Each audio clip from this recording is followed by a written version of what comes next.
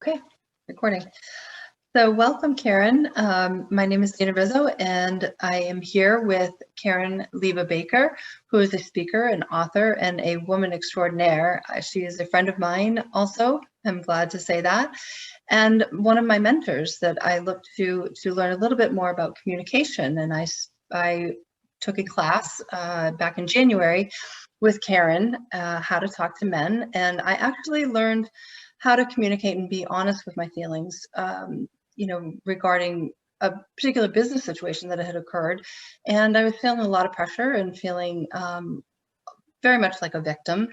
And in past, I probably would have not been so honest and would not have hit it head on and just let life flow the way that it was going to flow instead of taking control and being honest and having those communications with the people that were a little bit troublesome, and we wound up collaborating and it all worked out really well. So I feel like I learned a lot from Karen in that one weekend, and I'm here to help get her next program out so others can share in that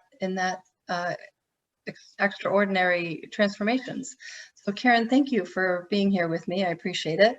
And can you tell me a little bit about yourself? Sure. What a super big pleasure. I'm really happy to talk to you on camera and really happy to talk about whatever we're going to talk about. Yeah, so about myself, I'm the most unlikely person to ever be talking about this topic because when I first encountered it, the lady who invited me to the How to Talk to Men class, I don't know, 15 something years ago, I said to her invitation, no, thanks. I don't have any men in my life and I like it that way. And to her credit, she didn't go, sure you do. She just said to me, okay, well, how's your relationship with your dad? And I had to be honest, like I loved my dad and I knew he loved me, but there was no kind of real relating going on. And in the weekend, I solved that. And I actually created a relationship with my dad, an adult relationship, which continues tender and deep to this day.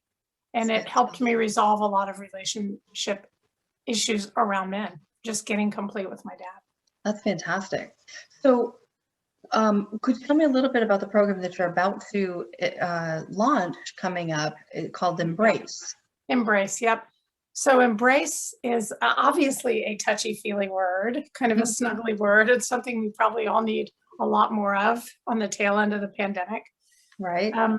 When I was sequestered in my apartment alone for all the months of the pandemic until recently, I just started looking, what do I really want to deliver? Like I've been going along teaching this weekend workshop for many years now, but is there something bigger in me that wants to come out? And the answer was yes, global reach. Yes, talk to women in nations that don't have as much female entrepreneurship or leadership as we have. Talk to nations that have more female entrepreneurship and leadership than we have. And I started looking through all of my writings, which I've been writing for most of my life. I'm an author, published author. And what I found was that I'd already created this program called E.M.B.R.A.C.E.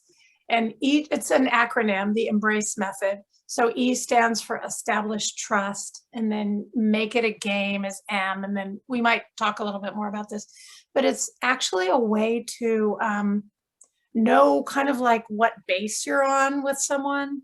So we always start at first base, right? You don't get to steal a base when you leave home plate.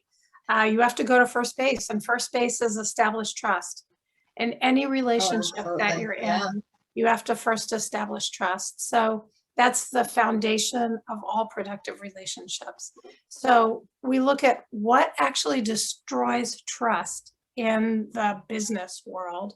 And what I mean by that is in the minds of men, they know how trust is established, but in the minds of women, typically it's like talking about personal things, asking about feelings, connecting on an emotional level. But when we try that in the masculine world, it's actually a non-starter. Yeah. It's a way that we lose trust because that's not the established pattern of communication in the transactional business world. So we look at the ways that women destroy trust inadvertently just by talking in feminine communication patterns. And Sure. then we assess, how do we establish trust with people in that world? What establishes trust? And trust is like middle C. It's the note you always start with, and it's the note that you always play off of. So we Yeah. actually look I love at that. what creates trust and what wrecks it. I love that. And then we move up from there. Right. Trust, playfulness, to a sense of belonging, and we move all the way up to unity consciousness, because it actually is possible to look at another person, even to look at the planet of people, and Mm, feel no division.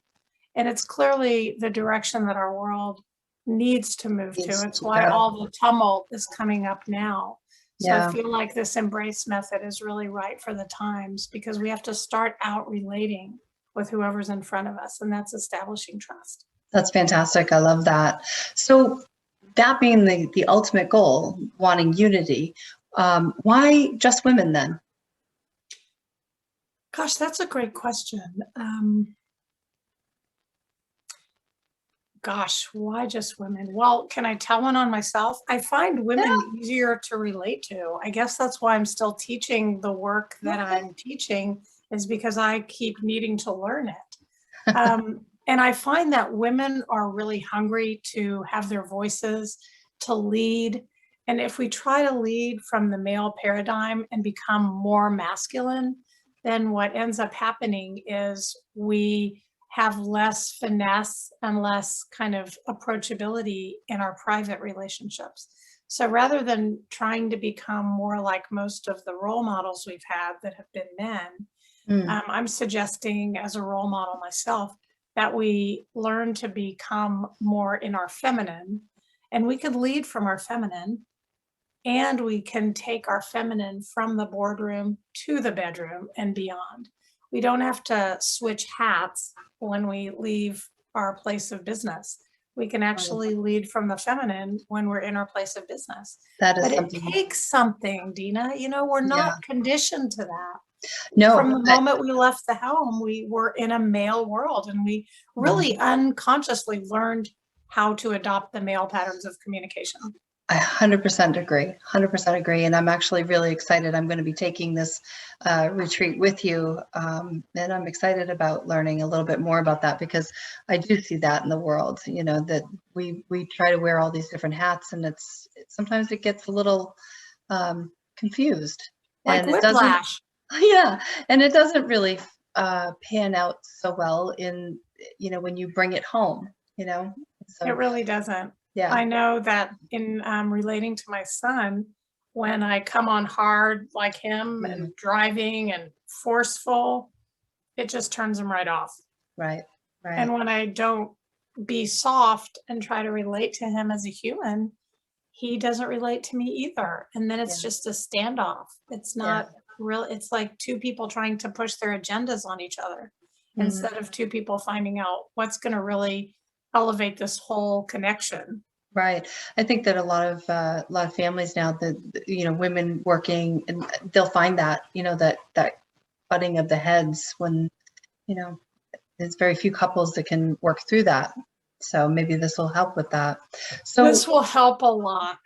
It yeah. helps a lot. And it's a learning curve. Like, it may not immediately impact people, but one thing that we can get in the way of is the reaction, because a reaction is always from fear. And if Mm, we can give people a choice between reacting and responding, meaning they have a few more tools in their tool belt, right. humor would be a tool, playfulness would be a tool, acknowledgement is day 5. So we'll teach acknowledgement on day 5. Fantastic. Responding is day 4. When they have those tools in their tool belt, then they don't have to react with the same tone that they were met with. They Right. actually have a choice. I wonder what would work better here, given that the outcome I want is more connection Yeah. instead of more fighting or more arguing, or instead of being right. Yeah, and I think that's great. So who are you hoping that would be who would be your best participant, I guess? Women who want to learn to communicate better. They want Okay. better relationships with men. They want to soften their own edges. They see that they're edgy. Like truly, I was pretty edgy, but not in like that avant-garde way, more in that aggressive way, or that, I have one nerve left and you're getting on it way. Right. So women that maybe don't even they may not even know that they need to soften up. They just know they work at a high level and they sleep alone, not by choice. Or they want to make a partner in their company and they keep getting passed by for that. Or they have their own business and they find it hard to get along with people. Or sometimes, really rarely, women come that want to improve their marriage. But we can do that too, because these tools just allow us to harmonize with the masculine instead of clashing. Right.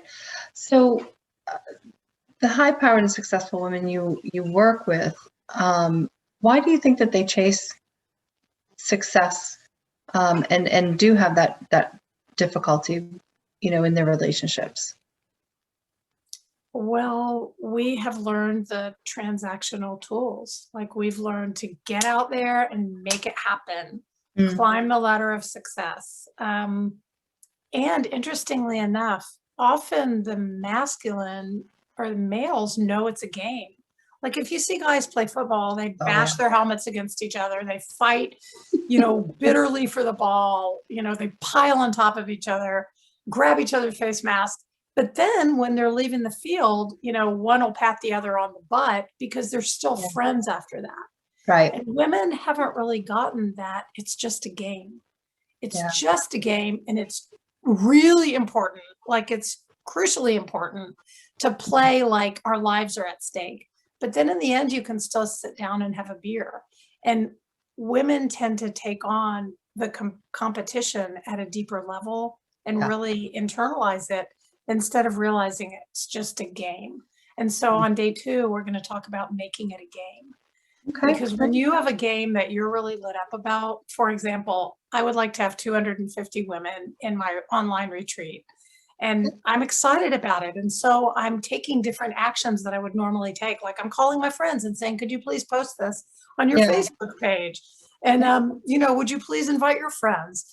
And it's making me step out of my comfort zone just so I can see, can I accomplish that score of 250 women? And when you have a game and you're playing for something that gives you a sense of liveliness and accomplishment, then you don't take things seriously. Then you just like, yeah, let's get back up. Let's play some more. It's like kids, like they fall down and they're like, let's play some more. Instead of taking the defeat so seriously and making other people their adversaries about it. Really, most people want to play. And if you come to them with a tone of playfulness, like I said, Dina, will you do an interview with me? And you're like, yeah, I'll do an interview with you. So I'm just looking like, how do I help other people get what they want? Because you're getting to be a well-known interviewer at this point. You have who was that lady, Jillian Michaels. Yeah, I mean, she's really well known, and you've interviewed her and some other people. So I want you to get to play your game, and I want to play my game with you. And so that's the essence of collaboration is like, how can I get you what you want? How can you get me what I want? And how can we all prosper and help other people in the bargain? So really bringing that tone to business. And men actually already have it. Sometimes women just don't understand that it's part of the game. Yeah, absolutely. Take it very personal. And, some of the tools that you shared in the How to Talk to Men were, these are things that it seems, at first it seems so simple, but then it becomes a little bit more complicated because you really have to think about how to elevate yourself a little bit higher than what your natural instincts are. So it really is quite eye-opening. That's what I said when I saw this stuff. I was like, what? I was literally on the edge of my seat. And here I am years later teaching what I learned from my mentors, probably almost 20 years ago now, maybe about 15 years ago. Yeah. And it's just precious information. And the thing is that the world is talking the divine feminine right now. That expression is really out there. When I jump on Clubhouse, there's several rooms about sacred sexuality or elevating the divine feminine. And this is really what we're talking about. Okay. I was in one system for many years that was very much in the head. And Mhm. after about 4 years of that, I asked myself, when are we going to get into our bodies? Like, what about the real estate between the neck and the toes? Yeah. Certainly, that real estate has something to teach us.